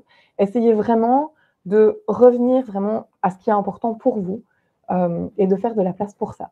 C'est faire de la place physiquement, c'est faire de la place numériquement, c'est faire de la place mentalement. C'est vraiment important pour moi cette idée de faire de la place aussi dans votre agenda. Parce que ces gens qui, pour vous, sont les personnes avec qui il est le plus agréable de travailler, que ce soit du côté de la clientèle ou du côté des fournisseurs-fournisseuses, et ces activités qui vous donnent le plus de plaisir, c'est votre priorité. Et donc, c'est ça qui doit apparaître d'abord dans votre agenda. Au niveau professionnel, au niveau personnel, vous devez aussi faire beaucoup de place dans votre agenda. J'insiste. Donc, faire de la place pour ce qui compte, on va le faire physiquement d'abord, très simplement, physiquement, plutôt numériquement, dans LSP Expert. Je ne sais pas si vous avez déjà remarqué, en bas de votre page de tâches, en bas de votre page de clients, etc., vous avez ce fameux archivé ou pas archivé. Je vais essayer de repartager mon écran pour vous montrer ça. Autoriser. Donc, si je retourne dans ma liste de tâches, je descends tout au bout et je vois les tâches actives et les tâches activées et archivées. Pardon. Alors, si vous êtes du genre à garder toute votre liste avec toutes vos tâches non-stop, le bandeau ici au-dessus ne vous sert absolument à rien. Sauf si vous aimez voir votre chiffre constamment depuis le début que vous utilisez LSP Expert. Personnellement, ça ne m'intéresse pas du tout. Je préfère aller le voir dans les rapports au fur et à mesure. Et donc, ce que je vous conseille de faire, c'est en fait de simplement rechercher les tâches qui seraient déjà facturées, qui auraient été annulées éventuellement. Recherchez ceci. Vous avez toute une liste. Il vous suffit de les sélectionner toutes, remonter, archiver les tâches sélectionnées. Vous pouvez faire ça page après page ou sur plusieurs pages en même temps. Je le fais juste ici pour l'exemple. Et ensuite, quand vous retournez dans les tâches archivées, vous allez avoir la liste des tâches que vous avez archivées. Les données ne disparaissent pas d'LSP, elles continuent à apparaître dans vos rapports. Les dossiers ne sont pas perdus du tout. Donc, si je me rends compte que mince, complex job, je n'aurais pas dû l'archiver, je le sélectionne, je remonte, désarchiver, et il va de nouveau apparaître dans ma liste de tâches. Mais ce qui est intéressant, c'est que du coup, tous ces chiffres en fait vont être mis à jour, à la fois pour les tâches en attente, tâches terminées et tâches en cours. Et donc, vous avez une vision plus claire de ce qui vous reste à faire, de ce qui vous reste à facturer peut-être, et en gros des activités, de vos activités actuelles. Pour revenir sur le passé, je vous conseille vraiment d'aller dans les rapports, parce que moi, ça me permet, quand en fait j'ai juste mon écran d'affichage de base, c'est le premier écran que vous voyez quand vous arrivez, si je vois 4 pages de trucs, toutes complètes, avec des signaux un peu partout, je dis « j'ai tellement de trucs à faire ». Alors qu'en fait, si j'ai archivé régulièrement, et ça fait partie de l'hygiène vraiment au quotidien pratiquement, si j'ai archivé régulièrement, dès que j'ouvre ma page, je sais ce que j'ai à faire. Donc j'ai les 4, 10, 15 peut-être projets sur lesquels je suis en train de travailler pour le moment. Et avant mes vacances, si j'ai bien travaillé, j'ai mon LSP Expert complètement vide et ça, c'est toujours un grand plaisir à la fin des périodes de travail. Vous pouvez faire exactement la même chose avec vos partenaires. Donc, disons que je travaille en général avec ces 3 clients-là. Disons que mon client numéro 6 et mon client numéro 3, je ne travaille pas très souvent avec. Donc, ce que je vais faire, c'est que je vais juste les archiver. Ils n'apparaissent plus dans ma liste. Je suis tranquille. C'est beaucoup plus simple. Idem avec vos fournisseurs. Disons que supplier number 5 et supplier number 2, ça fait 2 ans et demi qu'on n'a pas travaillé ensemble. Je peux archiver, mais c'est aussi l'occasion de réfléchir à mes rapports avec ces personnes. Ça va ? Voilà pour la question d'archivage. Donc ça, je trouve que c'est particulièrement pratique. Et ça peut se faire assez régulièrement, mais vous pouvez faire aussi, voilà, à la fin d'un trimestre, à la fin d'un semestre, à la fin de l'année, vous dire, OK, je fais mon bilan de l'année, et puis j'archive tout ce qui a été fait, et je ne garde en actif sur ces différentes pages que les tâches qui sont toujours en cours pour les mois qui viennent ou les semaines qui viennent, les partenaires avec qui je continue à travailler et les clients pour lesquels je continue à assurer des services. Ça va ? Vous pouvez faire évidemment pareil avec vos factures, avec vos dépenses. Vous voyez que vous avez toujours activé et archivé. Exactement le même principe. Pour les bons de commande, c'est pareil. Donc vraiment, n'hésitez pas à désencombrer tout cet espace visuel, ce qui va vous permettre de voir plus clairement ce que vous faites. Vous pouvez le faire dans les tâches et dans les groupes, si vous êtes dans cette version plutôt de travail en général. OK. Ça, c'est le tout premier élément que j'avais envie de partager avec vous, et je sais que beaucoup d'utilisateurs ne connaissent pas forcément cette fonctionnalité. Et donc, Marie-Pierre qui dit, voilà, archivage systématique des tâches à chaque fois qu'une facture est payée, effectivement, avec l'option prévue. Donc ça, c'est super pratique, oui. Donc, vous pouvez automatiquement créer une facture pour une tâche. Il y a une option, au lieu de juste facturer cette tâche, ça peut être facturer cette tâche et archiver. Donc ça, c'est super pratique. C'est vraiment super, super utile. Et Frédéric qui découvre l'archivage des clients. C'est top parce qu'au fur et à mesure de sa carrière, on peut facilement accumuler une 50aine de clients, puis y voir très clair si on n'a pas utilisé les favoris. Je vais revenir dessus maintenant. Et donc se dire, OK, c'était qui cette personne? Qui est-ce que je dois recontacter? Moi, ça me sert beaucoup, tout bêtement, pour savoir à qui j'envoie des cartes de vœux. je suis dans cette vieille tradition de j'écris des jolies petites cartes. Et donc, avoir mes clients favoris qui apparaissent en tout premier et puis la liste de clients réguliers, ça me permet directement de savoir, OK, c'est ces personnes-là que je dois viser cette année. Parfait, Alexia, super. Merci pour ta présence. Tu recevras l'enregistrement juste après la séance. Donc, si tu veux voir les dernières minutes, c'est parfait. Merci beaucoup et bon après-midi. Bon appétit d'abord, surtout. Super. Donc, je repartage la suite de mon PowerPoint pour être sûre de ne pas oublier quelque chose. Bim. Donc, ça, c'était l'archivage. Je suis très contente si au moins une personne a découvert aujourd'hui. Ce qu'on va essayer de faire aussi pour garder un espace relativement clair la plupart du temps et se simplifier la tâche, en fait, sans devoir accumuler des réflexions, des manipulations, etc., c'est d'automatiser. Donc, cette petite merveille qui est je n'ai plus le nom maintenant, mais bref, cet appareil qui permet de nettoyer automatiquement votre intérieur et qui pourrait aussi peut-être travailler sur le gazon à l'extérieur, ce genre de choses. C'est exactement ce qu'on essaie de faire avec LSP. En tout cas, moi, c'est ma manière de l'utiliser. Et donc, je vais rapidement venir avec vous sur les favoris, les étiquettes et les filtres qui permettent de garder un LSP expert organisé, ordonné, dans lequel vous allez y voir probablement un peu plus clair. Donc, je repars sur le partage de mon écran tout entier. Alors, on va commencer peut-être par les favoris. Vous voyez que dans ma liste de clients, j'ai 3 étoiles. Il suffit en fait de cliquer sur l'étoile pour que votre client s'affiche dans les favoris. À quoi ça sert exactement? Et on peut faire exactement la même chose pour les jobs. C'est que la prochaine fois que je vais ajouter une tâche, au lieu d'avoir en liste mes clients par ordre alphabétique, j'ai directement mes clients 1, 4 et 5 qui s'affichent, qui sont mes favoris. Et donc, au lieu de perdre du temps parfois avec une liste à rallonge de clients, si vous ne les avez pas archivés, avec cette fameuse liste à rallonge, à scroller pour descendre jusqu'à trouver le bon client, eh bien, en fait, j'ai directement mes clients préférés qui apparaissent en premier. Je vous ai dit, on peut le faire aussi pour les services. Donc ici, vous voyez que mes services sont en liste alphabétique, ce qui n'est pas forcément utile, parce qu'en fait, ce que je fais le plus, c'est peut-être juste la traduction de l'espagnol vers le français. Même chose pour les unités. Donc ici, j'ai en jour, parce que si je fais de l'interprétation et que je dois facturer une journée, voilà.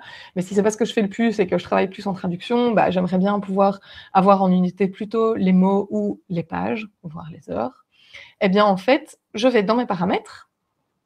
On va commencer par les services. Je clique sur services. Vous voyez que ça apparaît exactement de la même façon que les clients. Et donc, si je veux mettre en tout premier la traduction de l'espagnol vers le français. Et puis, je fais aussi peut-être je sais pas, du copywriting assez régulièrement. Voilà, c'est enregistré. Ici, j'ai les unités de mesure. Je travaille plus souvent à la page ou au mot. Je cherche en dessous, évidemment. Ou au mot. Donc, je sélectionne simplement ça. Et ça y est. Donc, maintenant, c'est enregistré. Je peux retourner. Pardon, je vous fais passer sur l'écran de manière assez atroce. Donc, vous voyez que dans Ajouter une tâche maintenant, directement, mes 2 services préférés arrivent en premier. Mes 2 unités préférées arrivent en premier, comme pour la liste de mes clients.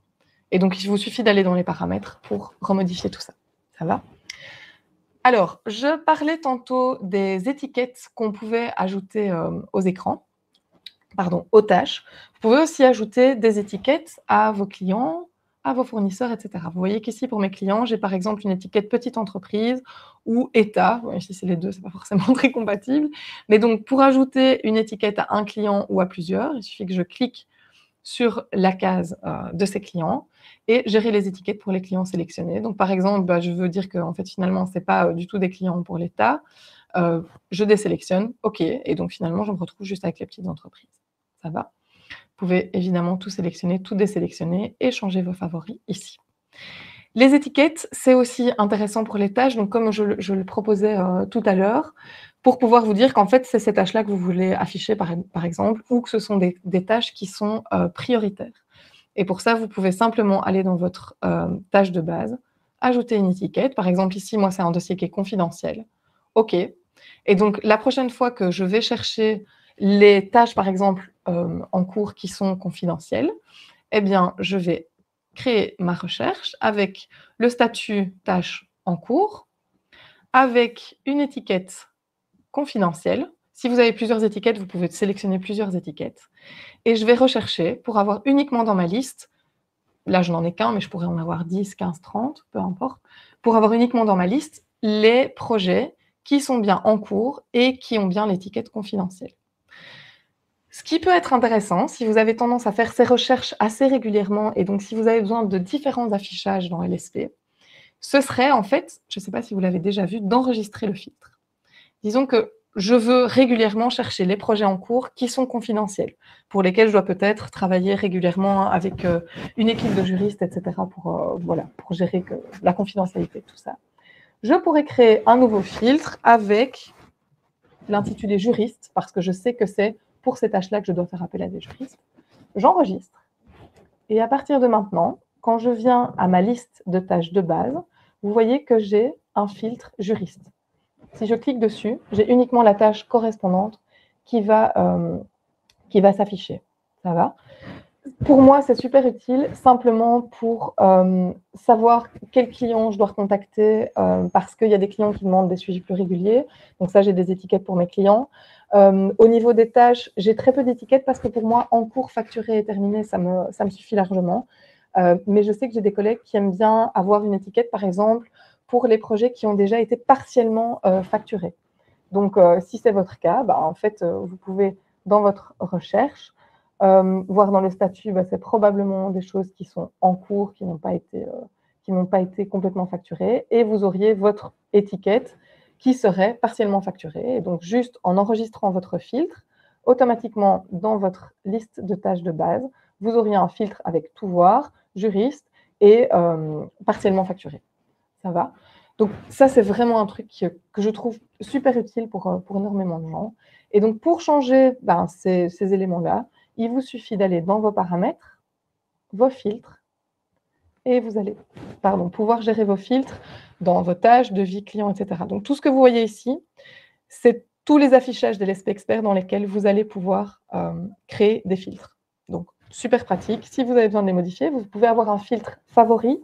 Donc, si vous êtes quelqu'un qui a 40 filtres, de nouveau, les premiers qui vont apparaître, ce seront les favoris. Et vous pouvez modifier ici le nom et puis modifier, quand vous serez dans votre fenêtre de recherche, les paramètres de ce filtre. Donc, si je vais dans mon filtre juriste, j'ai ça qui s'affiche. Je vais faire une recherche. Et si je veux changer en fait les statuts, parce que ça pourrait aussi être des tâches qui sont facturées ou terminées, je recherche et je peux enregistrer en fait ce nouveau filtre. Ça va être enregistrer les changements au filtre ou bien créer un nouveau filtre. Voilà. je pense que j'ai fait le tour des éléments que j'avais envie de vous montrer aujourd'hui. De nouveau, on repasse au PowerPoint. Donc, si vous devez y aller, ne vous inquiétez pas, vous avez toujours accès à l'enregistrement plus tard. Et je voulais juste clôturer avec cette petite phrase « We will meet again », parce qu'en fait, ce fameux travail de nettoyage, de révision, à la fois physique, mental et dans le rapport avec notre clientèle, c'est quelque chose qu'on fait tout le temps, auquel on revient non-stop. Et donc, c'est particulièrement important d'avoir ça en tête et d'essayer de vous faciliter la vie en ne laissant pas trop traîner le temps entre votre dernier grand nettoyage et puis le suivant. Donc, merci à tout le monde. Si vous avez des questions maintenant, n'hésitez pas à les poser en question ou dans le chat, je les verrai maintenant. Si vous n'êtes pas encore abonné à LSP, donc vous avez envie de vous lancer, n'hésitez pas à utiliser le code 22Spring qui vous permettra de bénéficier de 20% de réduction sur votre première année pour tout abonnement annuel, peu importe le niveau que vous choisissez. Et donc, si vous n'avez pas le temps aujourd'hui, maintenant en live, de poser vos questions ou si vous êtes en train de regarder la rediffusion. Vous avez les adresses hello@lsp expert, qui est l'adresse générale à laquelle tout le monde a accès dans l'équipe. Et vous avez la mienne si vous avez une question plus spécifique sur ce webinaire. Il ne faut pas hésiter du tout. Donc, n'oubliez pas le code si nécessaire. Il vous sera rappelé dans le mail que vous recevrez après tout ça. Donc, vous allez toutes et tous recevoir le replay si vous avez envie de revoir cette intervention ou si vous avez dû vous déconnecter plus tôt. Donc, merci de nouveau. Et donc, maintenant, je vais faire le tour du chat et des questions pour voir là où je peux intervenir. Donc, profitez-en si vous avez d'autres questions. C'est super. Alors, Josiane qui découvre l'archivage des clients. Parfait. La recherche pour archiver d'un coup plusieurs tâches, oui. La recherche pour aussi facturer plusieurs tâches, ça peut être... Je trouve que les recherches sont super utiles, on ne les utilise pas très souvent, mais c'est très, très pratique pour faire le tri, en fait, directement, pour déjà faire un petit nettoyage quand on est dans le logiciel. Oui, et Marie-Pierre qui a des étiquettes pour un client qui oublie parfois d'envoyer le PO, ou il faut un complément de PO pour les récupérer très facilement en fin de mois. Oui, très, très bonne idée, effectivement. Alors, question. À quoi servent les étoiles à côté des tâches dans la liste de tâches? Si tu coches l'étoile dans ta liste de tâches, c'est les tâches qui vont apparaître en premier. Donc, automatiquement, les tâches apparaissent par date. Si tu coches les étoiles pour tes tâches, c'est en fait les tâches qui sont prioritaires et donc qui vont apparaître en premier. Moi, je fais ça très souvent quand j'ai des projets long terme qui, du coup, doivent être livrés, mais super tard. Et donc, si j'ai mon affichage par plus récent, ça ne fonctionne pas. Donc, je coche, en fait, ces étoiles pour être sûr de garder régulièrement en tête ces projets à très long terme, qui peuvent parfois s'étaler sur 6-7 mois. J'espère que ça répond à ta question. Oui, et c'était la question d'Alexia qui était juste avant, donc tout ça, c'est traité. Parfait. OK. Je retourne dans le chat pour voir s'il y a d'autres choses. Dans comptabilité, cocher la facture concernée. Oui, donc ça, je pense que c'est Marie-Pierre qui demande peut-être à Josiane s'il y a une idée. Ouais. Oui, donc Mickaël qui demande comment facturer et archiver en même temps. Je vais juste retourner dans mon affichage différent. Touc. Ah oui, je ne le vois pas non plus en fait.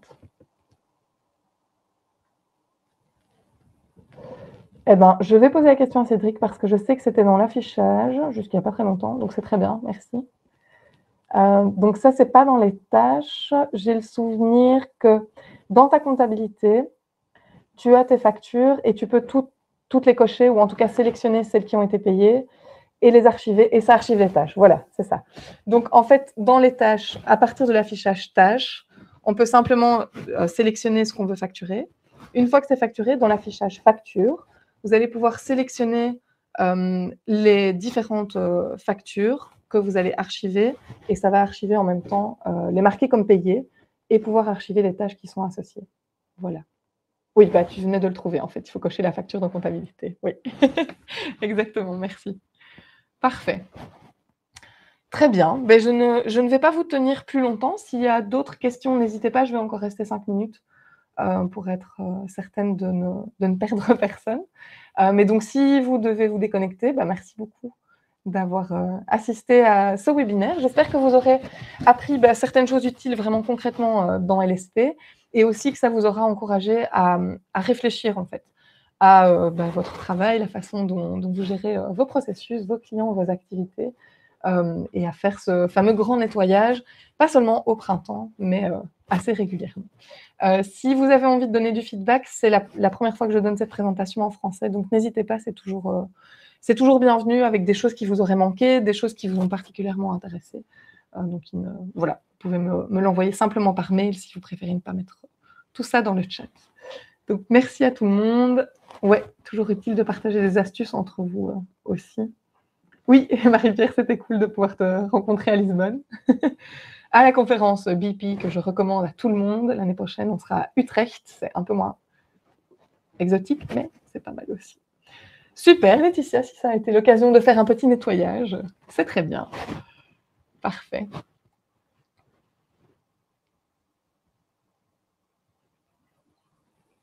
Pas ce que j'ai dit, mais oui, Jenny, j'irai quand même de toute façon. Ouais, à nous qui dit, il n'y a plus qu'à, effectivement. C'est toujours le fait de s'y mettre qui n'est pas forcément évident et puis de trouver la régularité.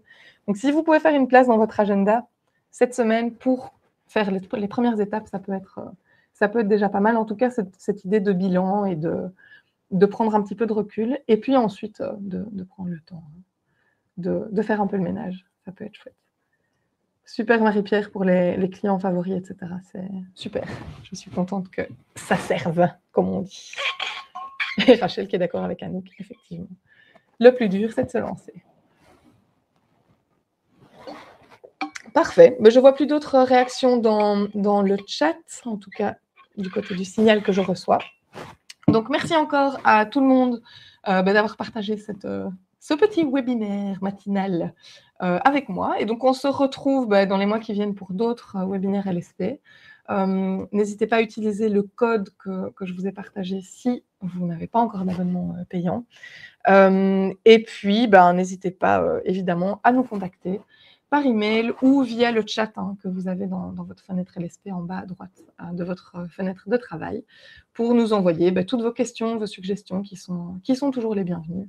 On continue à travailler sur notre outil aussi régulièrement que possible. Merci beaucoup à tout le monde. Bon appétit et puis bon après-midi, bon travail et bon reste de semaine. Merci beaucoup. À bientôt.